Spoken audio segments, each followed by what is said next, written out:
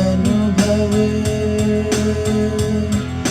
प्रभु प्राप्ति के सहज अनुभव, राजयोग से किए जिन्होंने, उनके मुख से सुने, सुनकर खुद चिंतन करे, राजयोग की विधि सीख कर सहज अनुभव खुद भी करे, खुद भी करे, खुद भी करे, खुद भी करे।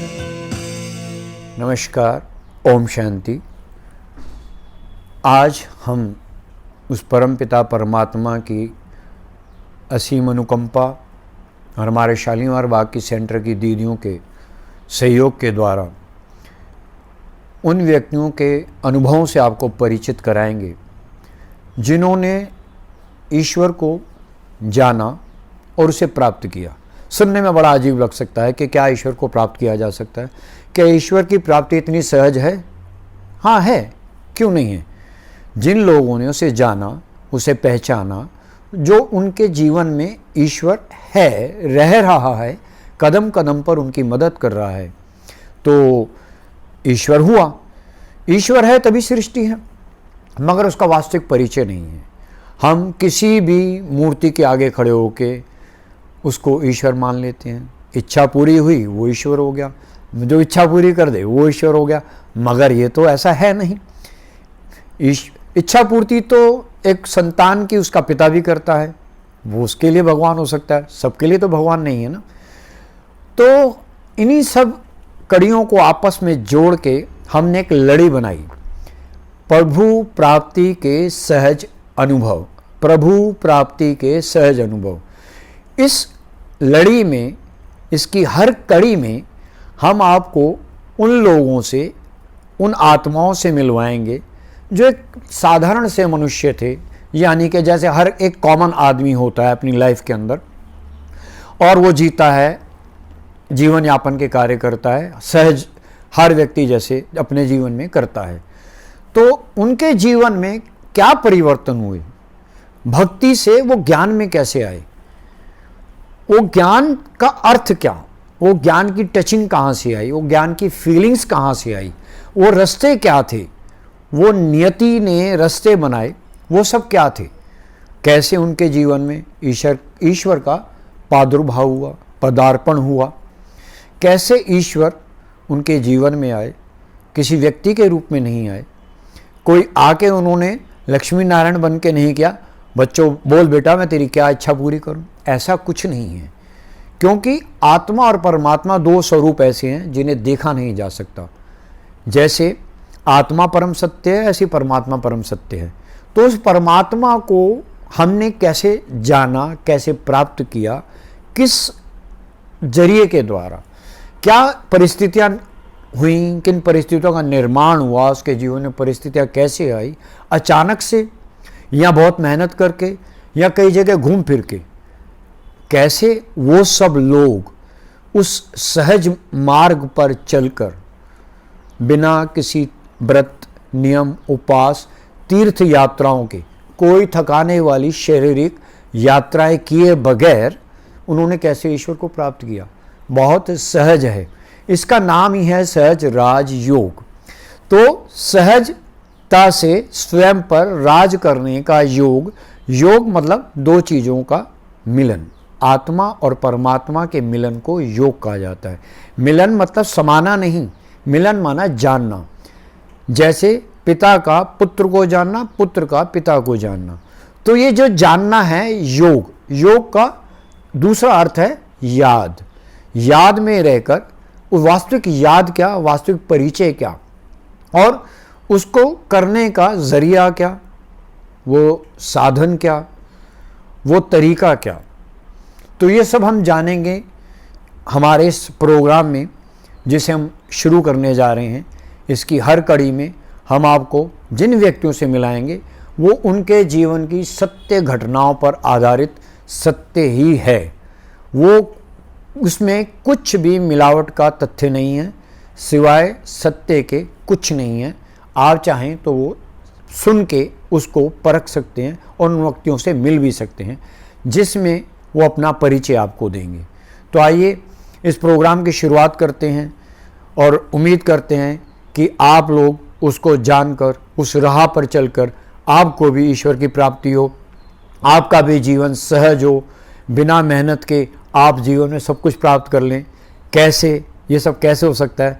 आइए मिलते हैं उन्हीं महान अनुभवी आत्माओं से, उनके अनुभव के द्वारा।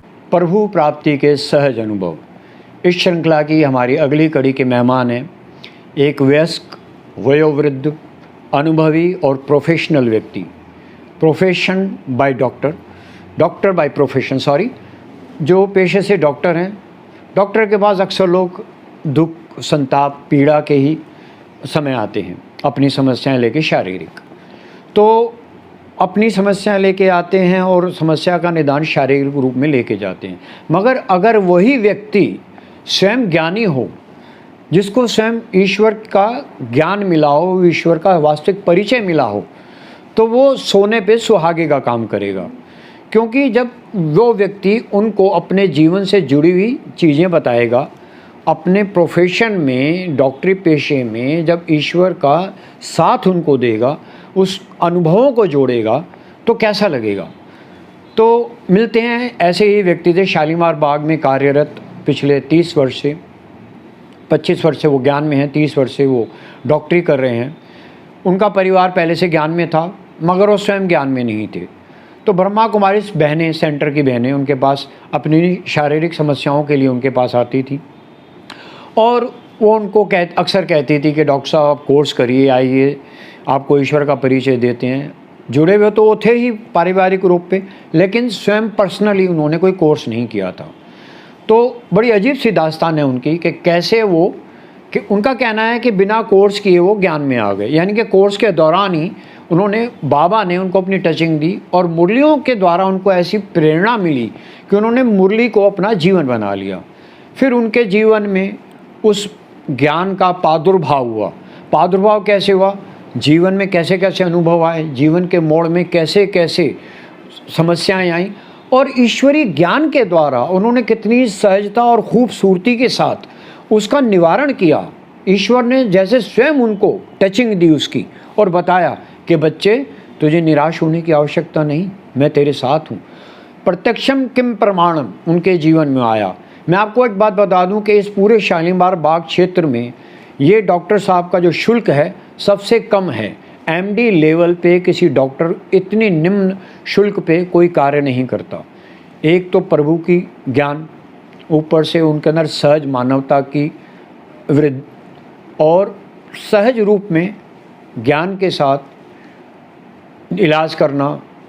तो ये जो 3 चीज़ें मिलके उस व्यक्ति जिसको वो इलाज करते हैं, जिस व्यक्ति को उस इलाज के साथ ईश्वर का ज्ञान देते हैं, वो उसके परिणाम बहुत सुखद होते हैं, आशा से अधिक ज़्यादा। यानी कि जितना उन्होंने सोचा उससे ज़्यादा उसका रिजल्ट आता है। कई बार उनका कहना है कि कई बार उनकी परिस्थिति से अलग व्यक्ति की शारीरिक समस्या लेके आया, उन्होंने ईश्वर के समर्पित होकर उस व्यक्ति को उस रोग के निदान के बारे में बताया और बाबा का परिचय दे दिया।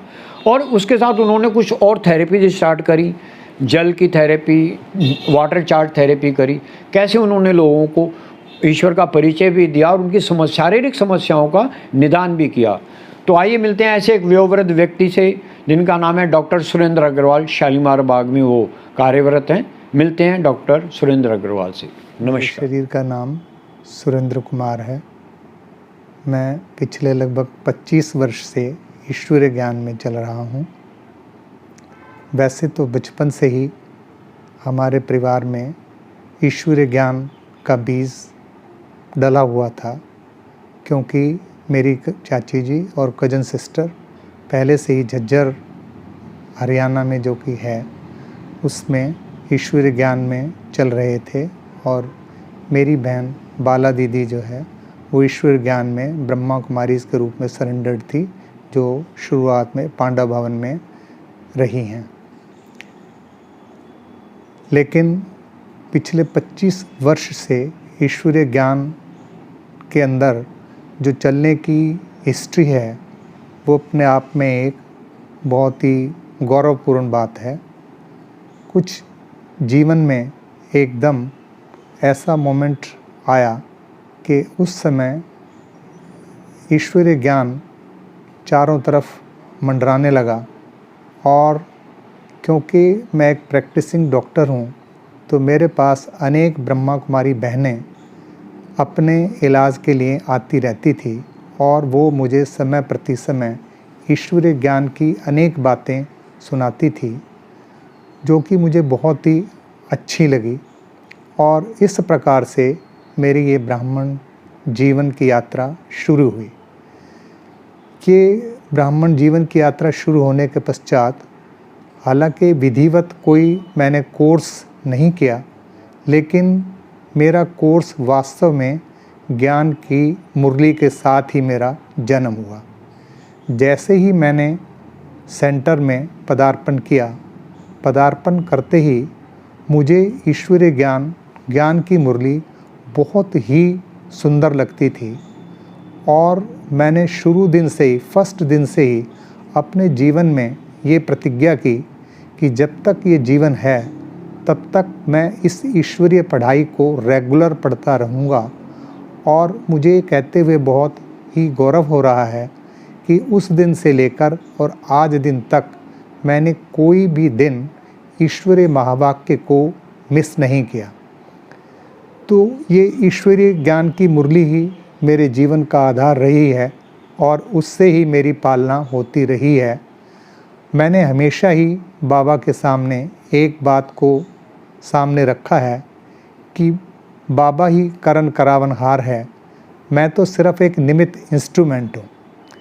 अब इस निमित्त इंस्ट्रूमेंट को बाबा आप जिस प्रकार भी यूज़ करना चाहें वो करें। और इस प्रकार से मेरे जीवन की यात्रा दिनों दिन आगे बढ़ती रही। इस यात्रा के दौरान बहुत सारी चीज़ों में मुझे अद्भुत फ़ायदा मिला। इस फ़ायदे के जो अगर वर्णन किया जाए तो चाहे वो अपनी पर्सनल लाइफ हो, चाहे वो प्रोफेशनल लाइफ हो, चाहे वो सोशल लाइफ हो, हर प्रकार के जीवन के बहुत सारे अनुभव मैंने ग्रहण किए। कुछ एक जीवन में 2 वर्ष पूर्व एक ऐसी घटना हुई जो कि एक बहुत ही माइंड को डिस्टर्ब करने वाली थी, लेकिन बाबा की मदद से, ब्राह्मण परिवार की मदद से, बड़े बहन भाइयों की मदद से, और विशेष तौर पर हमारे सेंटर की दीदियों की सहयोग से मैंने उस जीवन की परिस्थिति को भी अपने मन को बगैर डिस्टर्ब किए बहुत अच्छी तरह से अपने मन को स्टेबल करते हुए और जीवन में आगे बढ़ा। अब मेरे जीवन के अंदर मैंने एक दृढ़ प्रतिज्ञा की कि बाबा ये मेरा तन मन धन और संकल्प श्वास जो भी कुछ है इसमें मेरा तो कुछ है ही नहीं, करन करावनहार तो आप ही हैं। तो आप इस ईश्वरीय सेवा के अंदर मुझसे जो भी ईश्वरीय सेवा लेना चाहें वो ले सकते हैं।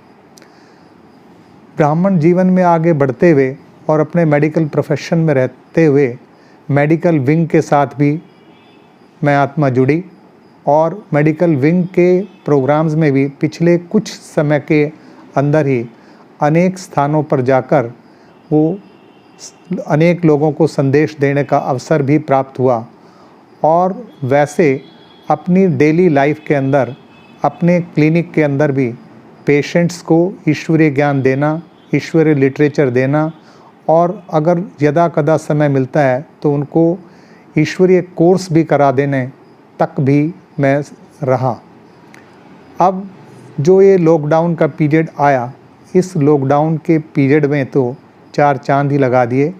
जो हमारे जीवन के अंदर कमियां रही हुई थी, वो कमियां किस लिए कि समय का अभाव होने की वजह से अधिक मेडिटेशन ना कर पाना या मुरली को पूरी गहराई से रिवाइज ना कर पाना, तो इस समय को हमने अच्छी तरह से सफल किया। इसके अंदर मुरली की गहन चिंतन की, अधिक से अधिक साइलेंस में रहने का जो है वो सौभाग्य प्राप्त हुआ और ज्ञान की गहराई को समझने का बहुत सुंदर अवसर मिला तथा योग का चार्ट पूरा करने के लिए ये समय का सदुपयोग किया।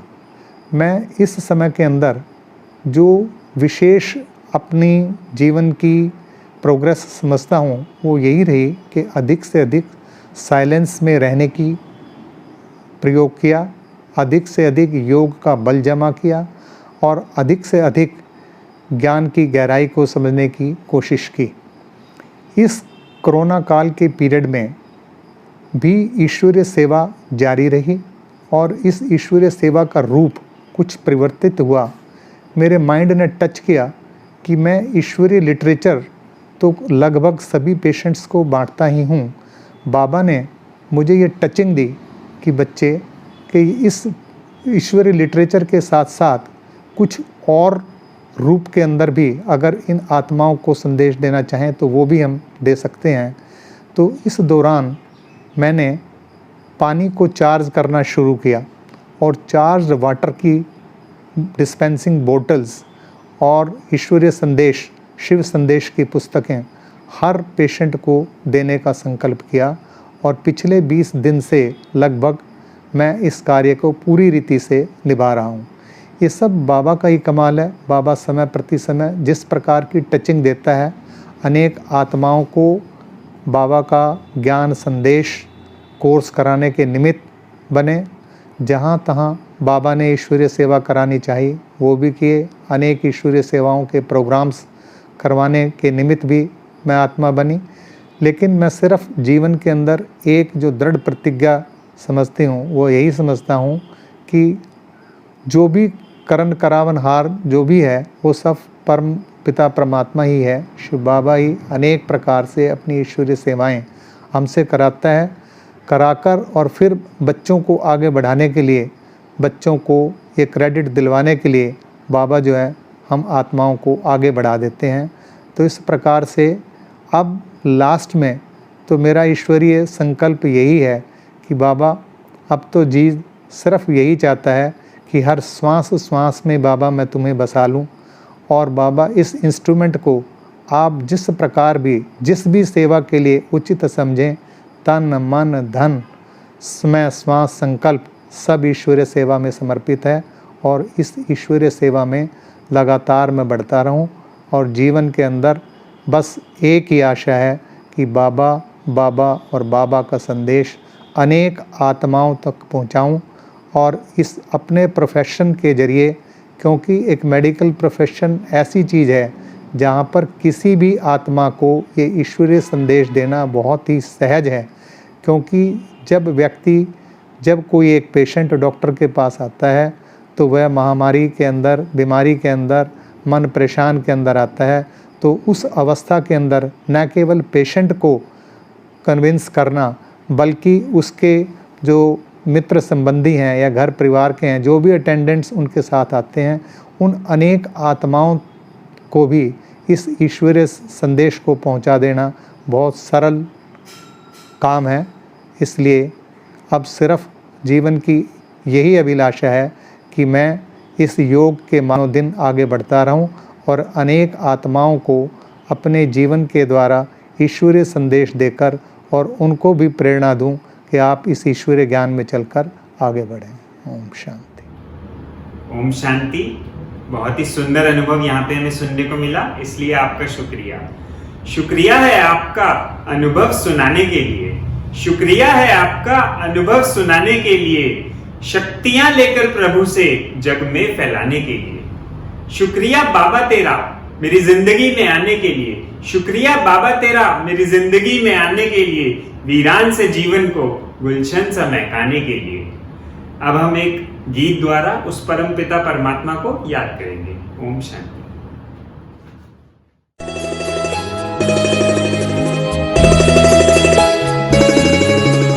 जीवन के दाता, सांसों के स्वामी, ये नैया की पतवार तुमको है अर्पण। जीवन के दाता, सांसों